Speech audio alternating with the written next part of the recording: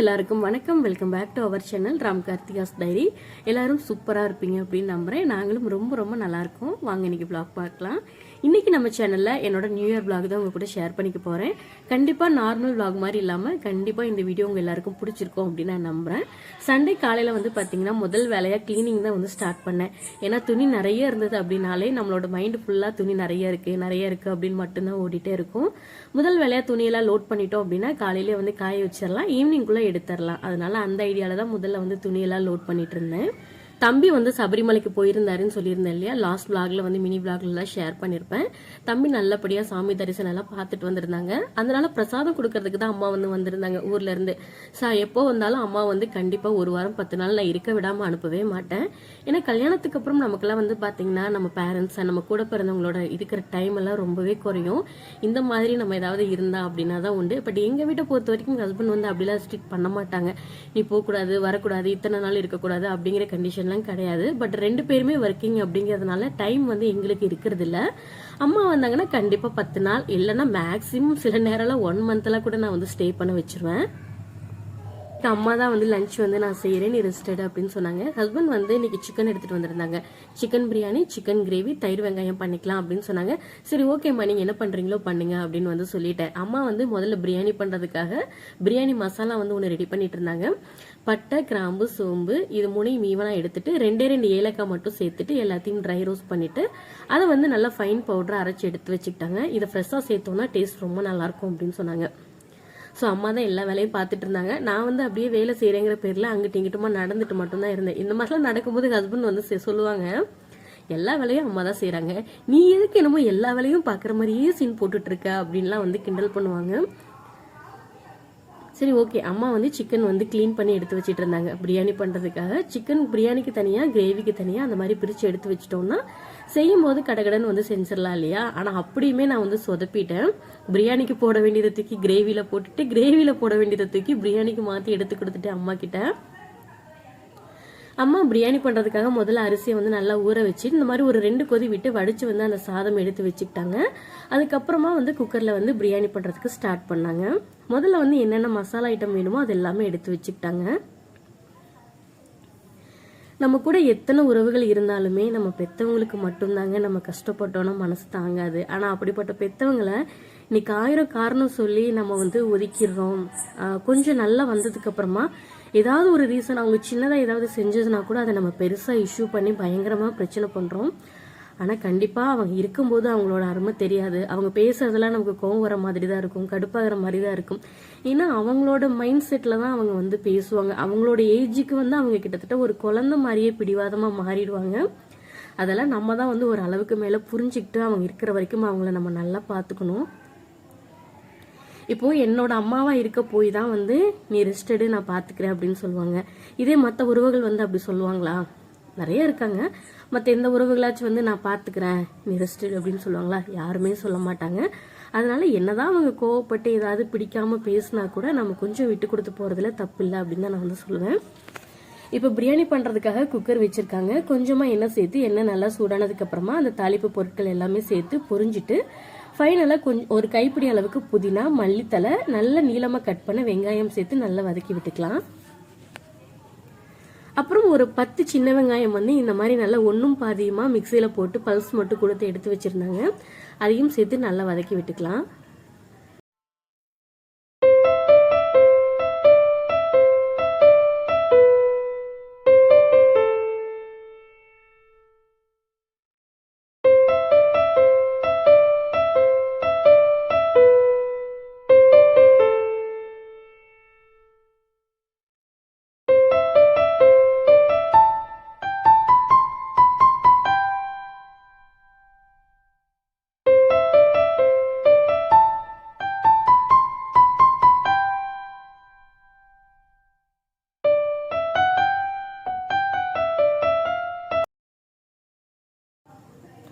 அந்த சின்ன வெங்காயம் போட்டு கொஞ்சம் வதங்கினதுக்கு அப்புறமா தக்காளி வந்து சேர்த்துக்கலாம். தக்காளி போடுறத நான் கிளிப் எடுக்கிறதுக்குள்ள அம்மா வந்து கொட்டிட்டாங்க. தக்காளி போட்டு நல்லா மேஷ் ஆகணும். இதுக்கு வந்து தக்காளி வந்து நிறைய சேர்க்கக்கூடாது, கொஞ்சமா சேர்த்துக்கிட்டோம் அப்படின்னா போதும். ஏன்னா நிறைய சேர்த்துக்கிட்டோம்னா அது வந்து தக்காளி சாதம் டேஸ்ட் மாதிரி போயிடும் அப்படின்னு சொன்னாங்க. இப்போ வந்து அந்த தக்காளி போட்டு நல்லா வதங்கினதுக்கு அப்புறமா நம்ம வந்து அந்த பவுடர்ஸ் எல்லாத்தையும் கொஞ்சம் கொஞ்சமா சேர்த்துக்கலாம். இப்போ அந்த பிரியாணி மசாலாவுக்கு வந்து நம்ம வந்து தனியாக வறுத்து அரைச்சோம் இல்லையா, அதில் வந்து ஒரு ஸ்பூன் அளவுக்கு சேர்த்துக்கலாம். சேர்த்துட்டு சிக்கன் மசாலா, பிரியாணி மசாலா இதெல்லாம் வந்து நமக்கு எந்த அளவுக்கு காரம் தேவையோ அந்த அளவுக்கு நம்ம வந்து டேஸ்ட் பார்த்து சேர்த்துக்கலாம். இப்போ வந்து பிரியாணி மசாலா, அப்புறம் வந்து நம்ம நார்மலாக கடையில் வாங்குறோம் இல்லையா சிக்கன் மசாலா, அது 1 ஸ்பூன், தனி மிளகாத்தூள் 1 ஸ்பூன், இதெல்லாம் சேர்த்துட்டு நல்லா வந்து வதக்கி விட்டுக்கலாம். பச்சை வாசனை போகிற வரைக்கும் நல்லா வதக்கி விட்டுக்கலாம். இந்த பிரியாணி செய்யும்போது நம்ம எந்த அளவுக்கு லோ ஃப்ளேமில் வச்சு செய்கிறோமோ அந்த அளவுக்கு டேஸ்ட் ரொம்ப நல்லா வரும் அப்படின்னு வந்து அம்மா சொன்னாங்க. இப்போ இந்த பச்சை வாசனைலாம் நல்லா போனதுக்கு அப்புறமா நம்ம கழுவி க்ளீன் பண்ணி வச்சிருக்க சிக்கன் வந்து சேர்த்துக்கலாம். ஆனால் நான் தான் கொஞ்சம் வந்து சொதப்பிட்டேன். ஏன்னா கிரேவியில் போட வேண்டியதை தூக்கி சிக்கன் பிரியாணிக்கு எடுத்து மாற்றி கொடுத்துட்டேன். ஏன்னா அம்மா நான் செஞ்சுட்டு இருக்கேன், நீ எனக்கு கேட்குறத மட்டும் எடுத்து கொடு அப்படின்னு வந்து சொன்னாங்க. சம்டைம் அவங்க ஒன்று சொன்னால் நான் இந்த மாதிரி ஏதாவது செஞ்சு ஃபைனலாக நல்லா திட்டு வாங்கிடுவேன். இப்போ சிக்கன் சேர்த்துட்டு ஓரளவுக்கு நல்லா வதக்கினதுக்கு அப்புறமா ஒரு 2 ஸ்பூன் அளவுக்கு தயிர் சேர்த்துக்கலாம்.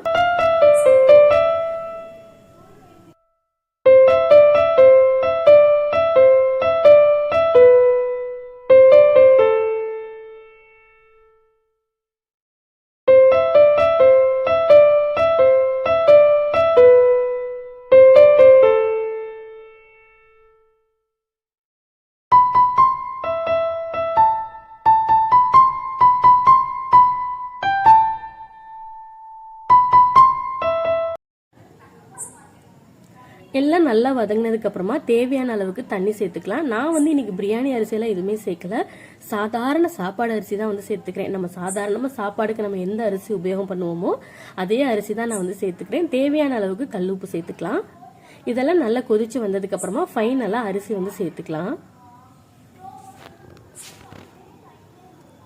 சாரி, அரிசின்னு சொல்லிட்டேன். நம்ம அந்த 2 கொதி விட்டு சாதம் வந்து வடிச்சு வச்சிருக்கோம் இல்லையா, அந்த சாதத்தை சேர்த்துட்டு ஒரு 2 விசில் விட்டோம் அப்படின்னா சூப்பரான பிரியாணி சூப்பரா ரெடி ஆயிரும். டேஸ்ட் அவ்வளோ சூப்பரா இருந்தது. நான் கூட நினைச்சேன் சாதம் வடிச்சு சேர்க்கறதுனால எந்த மாதிரி டேஸ்ட் இருக்குமோ அப்படின்னு நான் நினைச்சேன். ஆனா டேஸ்ட் வந்து உண்மையாவே ரொம்ப சூப்பரா இருந்தது.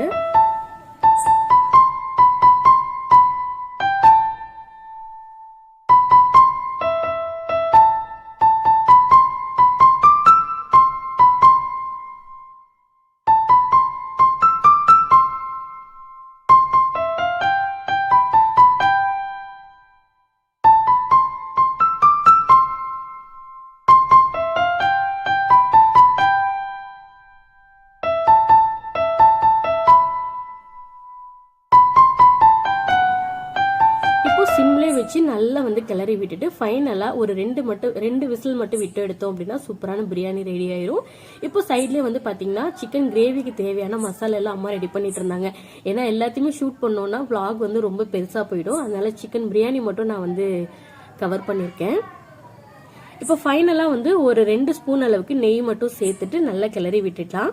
அப்புறம் ஃபைனலா வந்து விசில் போட்டு விட்டுடலாம். சில பேர் வந்து விசில் இறக்குனதுக்கு அப்புறமா வந்து நெய் வந்து சேர்ப்பாங்க. அம்மா இந்த ஸ்டேஜ்லயே வந்து நெய் சேர்த்துட்டு அதுக்கப்புறம் தான் வந்து விசில் போட்டாங்க. இந்த பக்கம் வந்து பாத்தீங்கன்னா சிக்கன் கிரேவிக்கு வந்து மசாலா எல்லாம் ரெடி பண்ணி செஞ்சிட்டு இருந்தாங்க.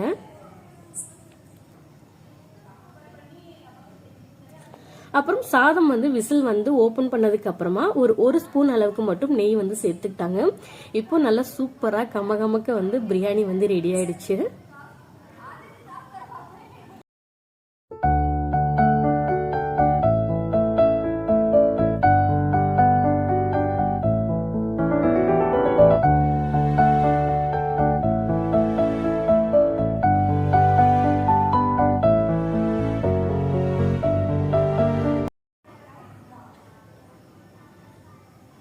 இப்போ தயிர் வெங்காயம், சிக்கன் பிரியாணி, சிக்கன் கிரேவி எல்லாமே ரெடி ஆயிடுச்சு. ஃபைனலா நாங்களும் சாப்பிட்டுட்டு ஏதாவது மூவி பார்க்கலாம் அப்படின்னு தான் வந்து பிளான் பண்ணோம். இன்னைக்கு வந்து லவ் டுடே மூவி தான் ஓடிட்டு இருந்தது. ஏன்னா இன்னைக்கு நியூ இயர் இல்லையா, ஏதாவது புது படம் போடுவாங்க அப்படின்னு தான் எப்பவுமே யோசிப்போம். எப்பவுமே நியூ இயர், பொங்கல், தீபாவளி இதெல்லாம் வந்து எதுக்கு வருதுன்னு நான் நினைக்கிறேனோ இல்லையோ, என்னை பொறுத்த வரைக்கும் புது படம் ஏதாவது போடுவாங்க அதை பார்க்கலாம் அப்படின்னு மட்டும்தான் எனக்கு வந்து தோணும். லவ் டுடே மூவி பார்த்துட்டே வந்து அன்னைக்கு ஆஃப்டர்நூன் வந்து போனது. சரி ஈவினிங் வந்து வெளியே எங்கேயாவது போகலாம் அப்படின்னு சொல்லி தான் பிளான் பண்ணோம். ஏன்னா இது வரைக்கும் 4 வருஷம் நியூ இயர் வந்து மேரேஜுக்கு அப்புறம் செலிப்ரேட் பண்ணோம். இது வந்து 5வது வருஷம். எல்லா நியூ இயருமே ஹஸ்பண்ட் வந்து வெளியில் டியூட்டியில் இருப்பாங்க, அப்படி இல்லைன்னா ஏதாவது ஒரு கோர்ஸ் போயிடுவாங்க. பட் இந்த வருஷம் தான் கல்யாணத்துக்கு அப்புறம் வர முதல் நியூ இயர் நாங்கள் ஒன்றா இருக்கிறது அப்படின்னு நான் நினைக்கிறேன். கேம்புக்கு பக்கத்துலேயே வந்து பார்த்தீங்கன்னா நிறைய பேர் பட்டாசெல்லாம் கூட வெடிச்சிட்டு இருந்தாங்க. கொஞ்ச நேரம் மாடியில் உட்காந்து பேசிட்டு இதெல்லாம் வந்து பார்த்துட்டு இருந்தோம். பார்த்துட்டு ஸோ வெளியே கிளம்பலாம் அப்படின்னு சொல்லிட்டு தான் வந்து கிளம்பிட்டோம். ஸோ இதுக்கு நைட்டு வந்து அப்படி சாப்பிட்டுட்டு நாங்களும் வெளியே கிளம்பிட்டோம். எங்கே போனோம் அப்படின்னா உக்கடம் வந்து லைட் ஷோ பார்க்கலாம் அப்படின்னு தான் போனோம். எப்போவுமே லைட் ஷோ வந்து இருக்கும் அப்படின்லாம் நான் வந்து கேள்விப்பட்டிருக்கேன். இடையில கோவிட் டைமில் கொஞ்ச நாள் வந்து ஸ்டாப் பண்ணிட்டாங்க. அதுக்கப்புறம் வந்து பார்த்தீங்கன்னா ஹஸ்பண்ட் வந்து கூட்டிகிட்டு போகிறதுக்கான சுச்சுவேஷன் இல்லை, ஹஸ்பண்ட் இங்கே இருக்க மாட்டாங்க, வெளியில் எங்கேயாவது இருப்பாங்க, அந்த மாதிரி நிறைய ரீசன் வந்து மிஸ் ஆகிட்டே இருக்கும். அதுவும் இல்லாமல் இந்த வருஷம் கொஞ்சம் ஏதோ புதுசாக வந்து இருக்குது அப்படிங்கிற மாதிரியெல்லாம் சொல்லியிருந்ததுனால ஹஸ்பண்ட் வந்து கூட்டிகிட்டு போயிட்டாங்க. இதுக்கு மேலே நாங்கள் வந்து அப்படியே மெதுவாக வந்து கிளம்பிட்டோம். இன்னும் அங்கே வந்ததுக்கப்புறமா லைவ் வீடியோவோட அந்த சவுண்ட் வந்து எப்படி இருக்குங்கிறத பார்த்துட்டு என்ஜாய் பண்ணுங்க.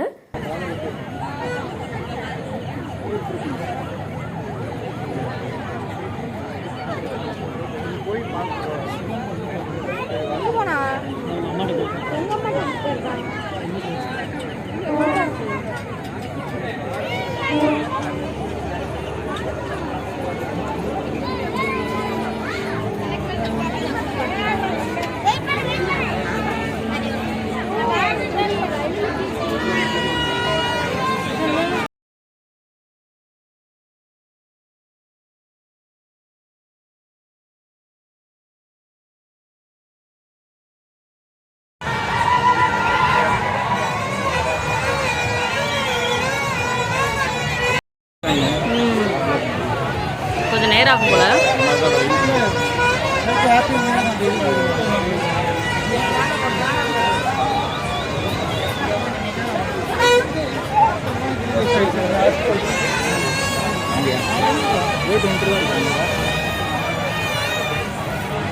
பப்ளிக் அலோவ் பண்ணுவாங்கல்ல அவங்க.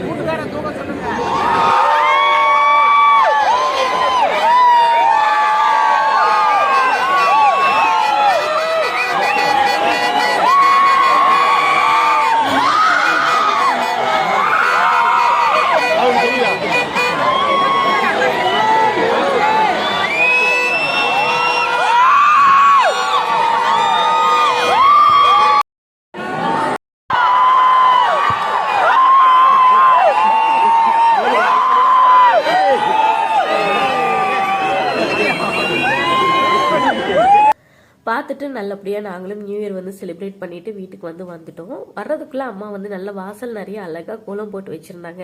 அம்மாவுக்கு வந்து பார்த்திங்கன்னா கோலம் போடுறது ஒரு பெரிய இன்ட்ரெஸ்ட், அவங்களுக்கு ரொம்ப ரொம்ப பிடிக்கும். அழகாக வந்து கோலம் போட்டுட்டு இருந்தாங்க. நாங்கள் பார்த்துட்டு வந்துட்டோம். இந்த விளாக் பார்த்துட்டு இருக்கவங்க எல்லாருக்குமே இந்த வருஷம் நல்லபடியாக சந்தோஷமாகவும் ஆரோக்கியமாகவும் போகணும்னு கடவுள்கிட்ட ப்ரே பண்ணிக்கிறேன். இதோட கண்டினியூஷன் விளாக் வந்து நம்ம நெக்ஸ்ட் விளாகில் வந்து பார்க்கலாம். ஸோ இந்த வீடியோ பிடிச்சிருந்தா லைக் பண்ணுங்கள். நம்ம சேனல் பிடிச்சிருந்தா மறக்காமல் நம்ம சேனலுக்கு தொடர்ந்து சப்போர்ட் பண்ணுங்கள். தேங்க்ஸ் ஃபார் வாட்சிங். பை கார்த்திகா ராம்குமார். தேங்க்யூ. பாய்.